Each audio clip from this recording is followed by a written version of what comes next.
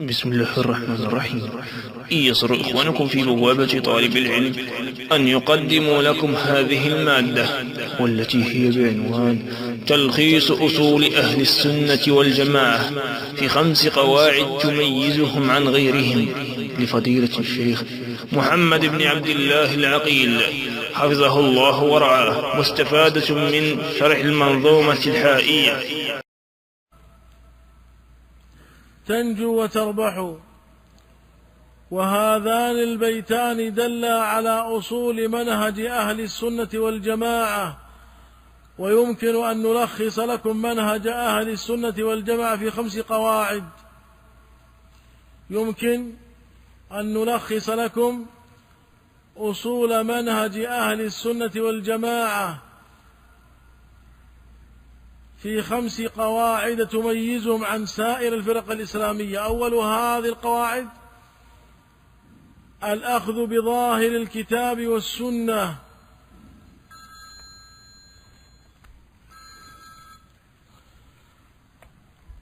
نائب عنكم، أنا نائب عنكم إذا اتصلوا نقف. طيب، وكالة. طيب، الحمد لله. الأصل الأول أخذ بظاهر الكتاب والسنة في كل قضايا العقيدة، ويدخل تحت هذا الأصل 3 أمور. الأمر الأول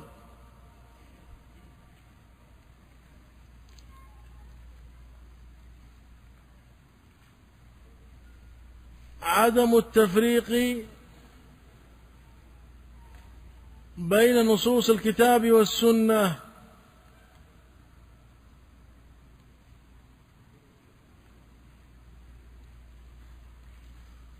الأمر الثاني العناية بسنة النبي صلى الله عليه وآله وسلم.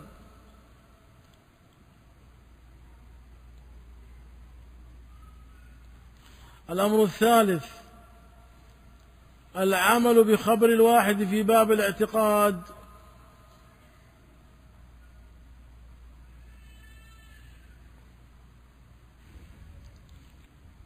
فإن قيل ما هو ظاهر الكتاب والسنة الذي يجب علينا أن نأخذ به، فما الجواب على هذا؟ الجواب السؤال. كتبتم السؤال. فإن قيل فما هو ظاهر الكتاب والسنة الذي يجب علينا أن نعمل به، فالجواب على هذا أن ظاهر الكتاب والسنة ما كان فيه الأمور التالية: 1، أن يوافق ظاهر الكتاب والسنة.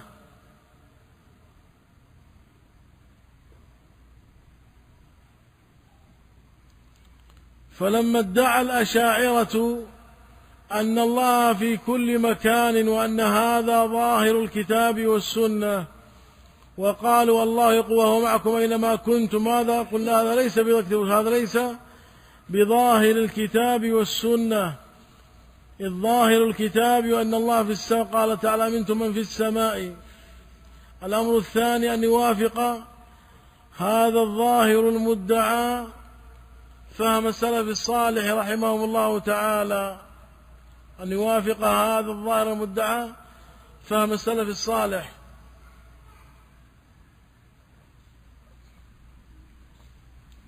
قال تعالى: ومن يشاقق الرسول من بعد ما تبين له الهدى ويتبع غير سبيل المؤمنين نوله ما تولى. وقال تعالى: والسابقون الأولون من المهاجرين والذين اتبعوهم بإحسان رضي الله عنه.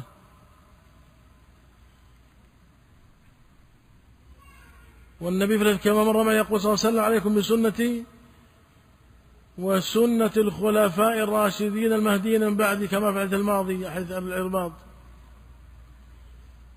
الأمر الثالث أن يوافق قواعد اللغة العربية، لأن هذا القرآن والسنة نزل بلسان عربي مبين.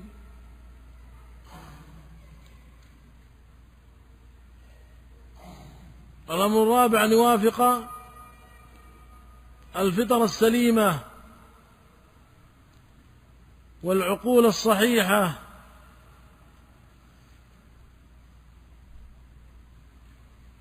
إذن حفظكم الله ظاهر الكتاب والسنة ليس دعوى كل فرقة تدعيها، لا، ظاهر الكتاب والسنة يجب أن يوافق ظاهر الكتاب والسنة، لا بد أن يوافق، لأن القرآن يفسر بعضه بعضا، هذا معنى يفسر القرآن بعضه بعضا، والسنة شارحة للقرآن مبينة له، ويجب أن يوافق فهم السلف الصالح، فأي ظاهر مدعى ما كان عليه السلف فهو مردود، وكذلك يوافق قواعد اللغة العربية، وكذلك يوافق الفطر السليمة والعقول الصحيحة.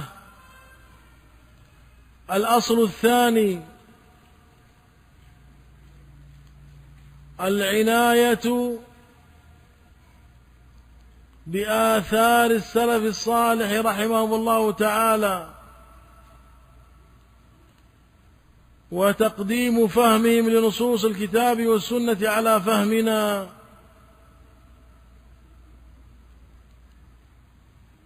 هذا هو الأصل الثاني الذي يميز أهل السنة والجماعة المحضة، الذي يميز السلف الصالح، الذي يميز أهل الحديث، الفرقة الناجية الطائفة المنصورة. هذا هو الأصل الثاني الذي يميزهم عن سائر هذه الفرق. لهم مدرسة قائمة، لهم مدرسة يعتنون عناية فائقة بآثار السلف الصالح أهل القرون المفضلة الثلاثة، يجمعون كلامهم، يهتمون بتفسيرهم، بشرحهم للسنة، يأخذون عنهم العلم الشرعي، أسانيدهم متصلة بهؤلاء، لا كالجهمية يأخذون علمهم عن من؟ يأخذون فهم الجهم بن صفوان والجعد بن درهم، والمعتزلة يأخذون فهم من؟ أحمد بن أبي دؤاد وعمرو بن عبيد واصل بن عطاء وغيرهم، والخوارج يأخذون فهم من؟ عمران بن حطان وغيره. وكل فرقة صوفية تأخذ فهم شيخها، لأن لكل شيخ طريقة، فالقادرية يأخذون فهم عبد القادر الجيلاني، والرفاعية يأخذون فهم أحمد الرفاعي، وهكذا، والتيجاني أحمد التيجاني، وهكذا كل فرقة تأخذ فهم شيخها. وشيوخ أهل السنة هم أصحاب النبي صلى الله عليه وآله وسلم، وهم سلفنا الصالح، وهم أهل القرون المفضلة الثلاثة، وقد أمرنا الله عز وجل باتباعهم، وأمرنا رسوله صلى الله عليه وآله وسلم باتباعهم. الأصل الثالث من أصول أهل السنة والجماعة حفظ العقول عن الخوض فيما لا تطيقه، ولا سيما في باب أمور المغيبات من أبواب الاعتقاد. حفظ العقول عن الخوض فيما لا تطيقه، ولا سيما في باب المغيبات من أبواب الاعتقاد. نحن مسلمون مستسلمون لنصوص الكتاب والسنة. قال تعالى: وما آتاكم الرسول فخذوه وما نهاكم عنه فانتهوا. وقال تعالى: فليحذر الذين يخالفون عن أمره أن تصيبهم فتنة أو يصيبهم عذاب أليم. لا نرد شيئا من كتاب ربنا ولا من سنة نبينا محمد صلى الله عليه وآله وسلم الصحيحة الثابت بعقولنا، بل نجعل عقولنا تبعا للكتاب والسنة، نجعل عقولنا تبعا للكتاب والسنة، لا ندا للكتاب والسنة ولا حكما على الكتاب والسنة، نجعل عقولنا ماذا؟ تبعا للكتاب والسنة. يقول بعض السلف رحمهم الله تعالى: كما أن للعين حد تقف عنده كذلك للعقل حد يقف عنده.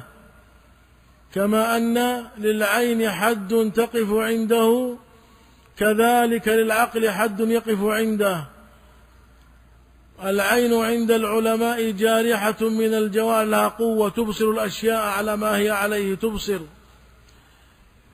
وهذا الإبصار يتفاوت من واحد إلى آخر، بعضنا ما شاء الله يرى كيلو كيلوين 10 بعضنا، لكن 100 كيلو هل يراها؟ أحسن.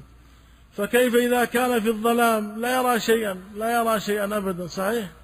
أبدا يحتاج إلى نور، ولو الجوال الصغير نور يكفي، النور الجوال يمشي حاله، صحيح؟ كيف عليه؟ طيب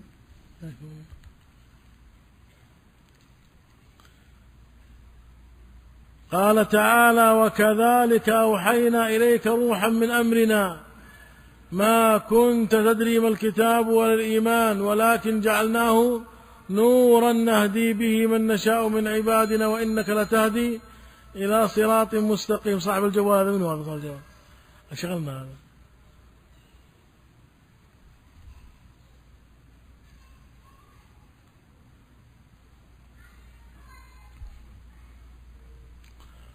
والنور هو الوحي الكتاب والسنة. النور هو ماذا؟ الوحي الكتاب والسنة. وكذلك قال بعض السلف رحمهم الله تعالى: العقل كالعين لا يرى في الظلام. العقل كالعين لا يرى في الظلام. العقل كالعين لا يرى في الظلام. فنحن يمكن أن نعمل عقولنا فيما تطيقه، يمكن أن نعملها فيما تطيقه، لكن هناك أمور لا تطيقها عقولنا. خذ مثلا على هذا حفظك الله تعالى: لما كنت نطفة كنت حيا أو كنت ميتا؟ لا، كنت حيا في الحقيقة، حياة تليق بك. ميتا وحيا اثنتين. أعمل عقلك من هنا حتى قيام الساعة في حقيقة تلك الحياة التي كنت حيا لما كنت نطفة.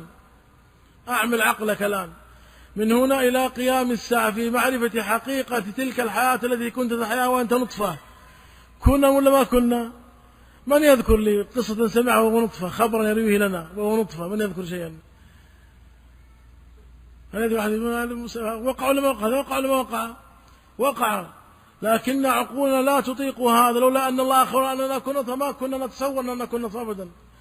قتل الإنسان ما أكفره، من أي شيء؟ من نطفة خلقه، من نطفة خلقه، حتى لا تكبر. نطفة خلقك يا الله يا مسكين، من نطفة خلقك. طيب لما كنت في عالم الذر وأخرج الله الميثاق وإذا أخذ ربك من ظل ذرياتهم وأشهد على أنفسهم، صحيح كنا ولا ما كنا؟ في عالم الذر كنا ولا ما كنا؟ كنا في عالم الذر، وأخرجنا الله أحياء من أصلاب آبائنا وأخذ العهد والميثاق علينا. هل نذكر من هذا شيئا؟ أعمل عقلك، أعمل عقلك. طيب أنت مركب من روح وجسد، صحيح؟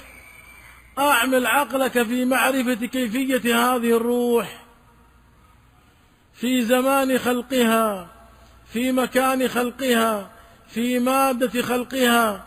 من الملك الذي حملها؟ من هو؟ كيف حملها؟ كيف نفخت؟ من أي باب دخلت؟ كيف هي معك وأنت في بطن أمك جنينا، معك بعد الولادة، معك عند النوم، معك بعد الموت، معك يوم البعث؟ ما تعرف ما لونها، ما طعمها، ما رائحتها، ما سماكتها، ما مذاقها، ما تعرف شيئا. قال تعالى: ويسألونك عن الروح قل الروح من أمر ربي وما أوتيتم من العلم إلا قليلا. أعمل عقلك حتى قيام الساعة في معرفة صفة واحدة من صفات الروح. تعرف ستسلى هذا؟ إذا كنت لا تستطيع أن تعرف صفة واحدة من صفات روحك المصاحبة لك وأنت جنين في بطن أمك، كيف يتجرأ عقلك على معرفة كيفية صفات الله عز وجل؟ كيف؟ جرأة زائدة من جرأة زائدة، جرأة زائدة، نسأل الله العافية. ولذلك السلف رحمهم الله تعالى يقول: العقل مناط التكليف، من لا عقل له لا تكليف عليه. لكن العاقل من يتدبر الكتاب والسنة، من يستعمل عقله فيما يطيق في تدبر وفقه، من يريد الله بخيرا يفقهه في الدين، يفهمه هذا الدين. هذا هو العاقل، وليس العاقل أو العقلاني أو الفيلسوف أو المفكر من يضارب بظنونه التافهة المحدثة نصوص الكتاب والسنة. هذا عاقل مجنون. إنسان قوي يصارع الرجال، قوي جدا، هل هو عاقل أن يقف أمام سيارة قوية؟ هل ممكن؟ يقول عاقل ولا مجنون هذا؟ أردى سيارة، أضعف سيارة، حصان واحد تقتل رجل وتقتله، أضعف سيارة يمكن أن تقتل رجلا، نقول هذا عاقل أم مجنون؟ نقول مجنون. لكن إذا صارع الرجال ند هو ند للرجال، هو ند له. كذلك من أعمل عقله فيما لا يطيقه نقول في الحقيقة عطل عقله وأهلك عقله. كمن استعمل يده في شيء لا تطيقه، استعمل يده في شيء لا تطيقه، عطلها ولا ما عطلها؟ قد يفسد وقد تنكسر. عينك قوية لكن هل تستطيع أن تنظر للشمس؟ تتلف العين، تتلف ولا ما تتلف؟ تتلف. هكذا حفظكم. إذن السلف راح يقولون العقل مناط التكليف، من لا عقل عنده لا تكليف عليه أبدا. لكن يقولون لا يجوز أن نجعل عقولنا ندا للكتاب والسنة، بل نجعل عقولنا تابعة للكتاب والسنة، لأن عقولنا ضالة بلا كتاب ولا سنة. عقولنا ضالة بلا كتاب ولا سنة. فكيف حال من جعل العقل الأصل وجعل الكتاب والسنة تبعا لعقله، كما هو حال المعتزلة ومن نحى نحوهم من المتكلمين والفلاسفة إلى يومنا هذا. العلمانيون ونحوهم جعلوا عقولهم حكما على الكتاب والسنة، لأن الرجل العاقل أحد إما أن يتابع الكتاب والسنة ويعرض الكتاب والسنة. العقلاء أحد رجل الآن، إما رجل تابع الكتاب والسنة أو معارض الكتاب والسنة. هؤلاء زادوا، جعلوا عقولهم أصلا، قال ما رآه العقل حسنا فهو عند الله حسن، وما رآه العقل قبيحا فهو عند الله قبيح. وهكذا المتكلمون ومن يسمون بالمفكرين في هذا الزمان ومن يسمون بالعلمانيين في هذا الزمان قدموا عقولهم على نصوص الكتاب والسنة. يقول والله نحن ما نفهم لماذا ميراث المرأة عن نصف ميراث الرجل، لماذا؟ ما يفهم لأنك ما تفهم بقرة، ما تفهم بقرة يا أخي، بقرة.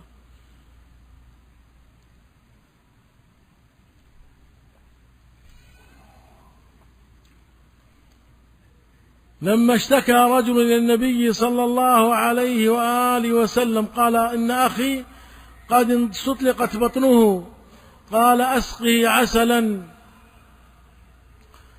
فسقاه، قال زاده إطلاق، قال أسقي عسلا مرتين، والنبي يقول أسقي عسلا، فشفاه الله بعد الثالثة مرة. قال النبي صلى الله عليه وسلم صدق الله وكذب بطن أخيك.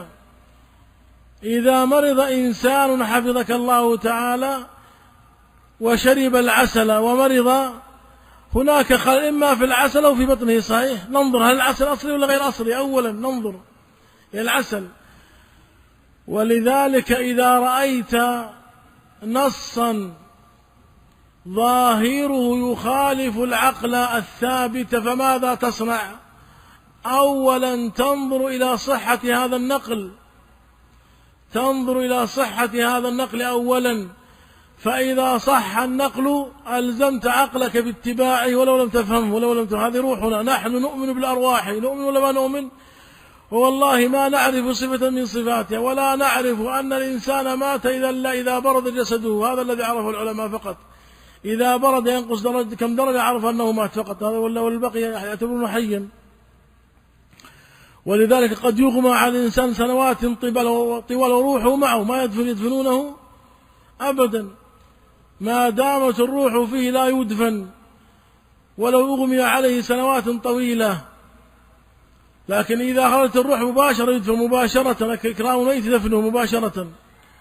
هكذا حفظكم العقل حفظكم الله، لا يصلح أن يكون ندا للكتاب والسنة، لا يصلح لأنه ضعيف جدا. وكذلك لا يصلح أن يكون حكما من باب أولى على الكتاب والسنة. فمن كان عنده عدم فهم لنصوص الكتاب فالمشكلة فيه ولا في الكتاب والسنة؟ نعم، صدق الله وكذبت أخيك. المشكلة فيه هو لا بد أن يعالج نفسه، لأن بعض الناس عنده كبر عن قبول الكتاب، عنده تكبر، ما مر نفسه على متابعة الكتاب والسنة، ما نصب الكتاب والسنة حكما عليه ولا على أفعاله ولا على أقواله ولا على معتقداته ولا على أخلاقه.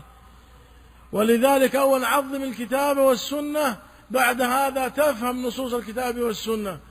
أما إذا كنت تقول هم رجال ونحن رجال فهذه مصيبة عظيمة جدا، صار عظيم، مصيبة عظيمة. الأصل الرابع حفظكم الله تعالى من أصول أهل السنة والجماعة عدم مجالسة أهل البدع وعدم قراءة كتبهم وعدم مناظرتهم.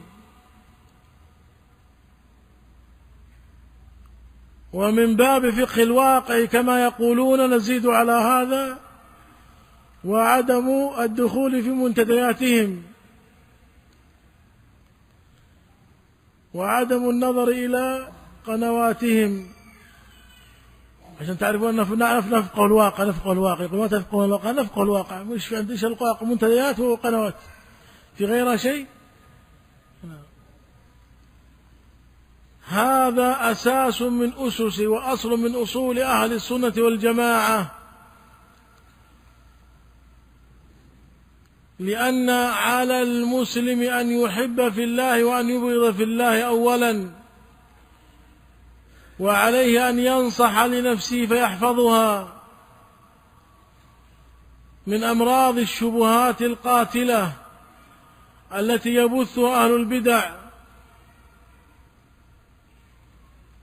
وعليه أن ينصح للمسلم المبتدئ فيهجره علاجا له، وعليه أن ينصح الإسلام فيهجر البدعة وأهل حفاظ على الإسلام وأهله، لأن البدعة إن لم تنكر ظنها الناس سنة.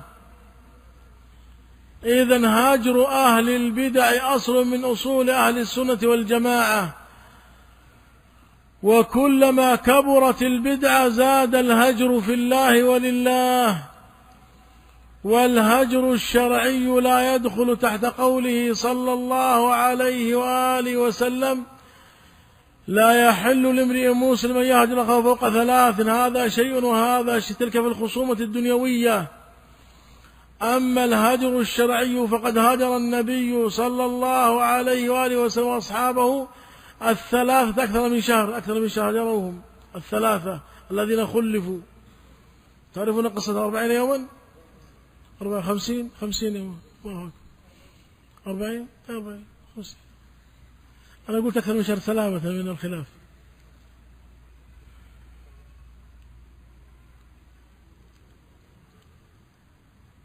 لماذا نهجر المبتدعة؟ لماذا؟ ونهجر أهل البدع ونهجر مجالسهم ولا نقرأ كتب؟ لماذا؟ لعظيم ضررهم على الإسلام والمسلمين، لعظيم ضررهم على الإسلام والمسلمين. لأننا إن لم نهجرهم حفظكم الله تعالى ضاعت البقية الباقية، الفرقة الناجية تضيع وسط هذه المعمعة وهذا التمييع وهذا الجمع اللامبارك. تضيع الفرقة الناجية،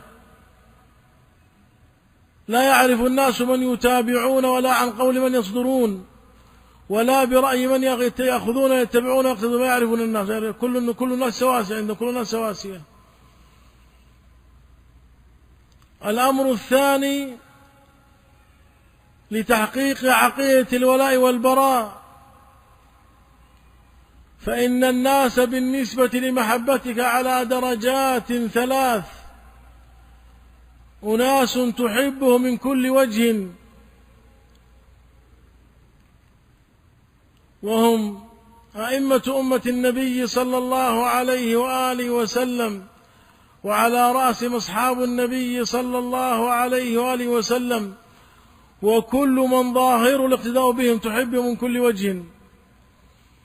وصنف تبغضه من كل وجه وهم الكفار. وصنف يجب أن تحبه لله وأن تبغضه في الله في نفس الوقت. صنف يجب أن تحبه لله وأن تبغضه لله، وهم أهل الكبائر والمعاصي وأهل البدع من المسلمين، يجتمع فيهم الحب في الله لأصل إيمانهم والبغض في الله لما عندهم من معاصي وذنوب وبدع.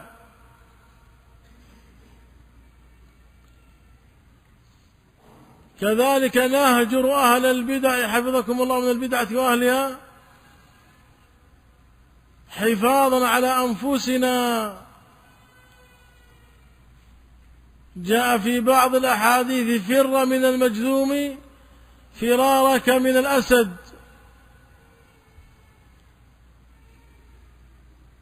وفي بعض الآثار أن عمر بن الخطاب رضي الله عنه لما ضرب صبيغ بن عسى المرادي نفاه عن المدينة وأمر الناس أن يهجروه.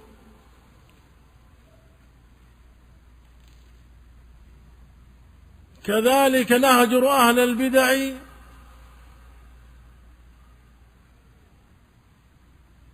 عقابا لهم على تركهم سنة النبي صلى الله عليه وآله وسلم.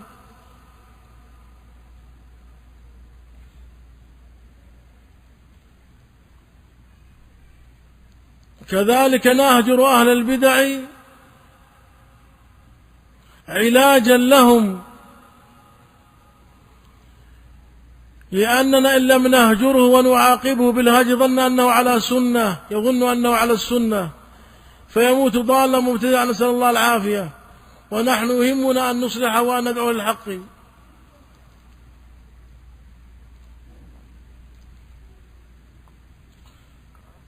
وسيأتي في أثناء كلامنا زيادة على هذا الأصل إن شاء الله تعالى والذي قبله. الأصل الخامس: محبة جميع المسلمين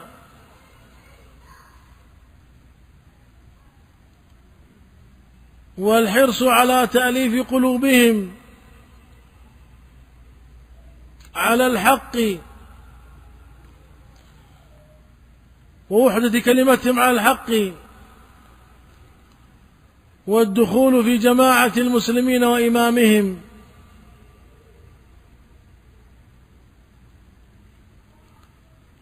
هذا هو الأصل الخامس من أصول أهل السنة والجماعة.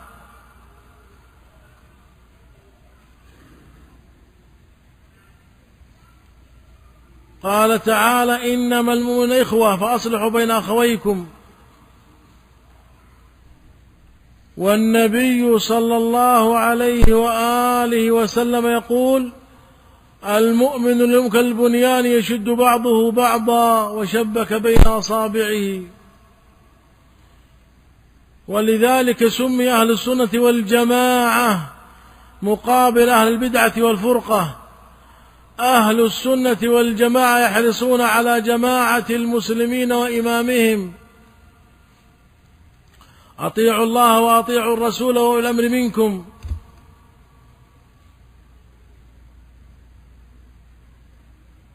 من فارق الجماعة قيد شبر مات ميتة جاهلية. وفي حديث حذيفة قال: إلزم جماعة المسلمين وإمامهم. وفي حديث عبادة قال: بايعنا رسول الله صلى الله عليه وآله على السمع والطاعة في عسرنا ويسرنا ومشرنا وكرنا ولا نزع الأمر أهله إلا أن تروا كفرا بواحا عندكم على من الله برهان. والنصوص في هذا كثيرة. هذه أصول 5 من أصول أهل السنة والجماعة، هي مستفاة من هذين البيتين وغيرهما.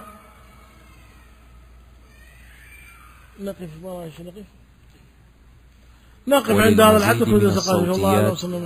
يرجى زيارة موقع ميراث الأنبياء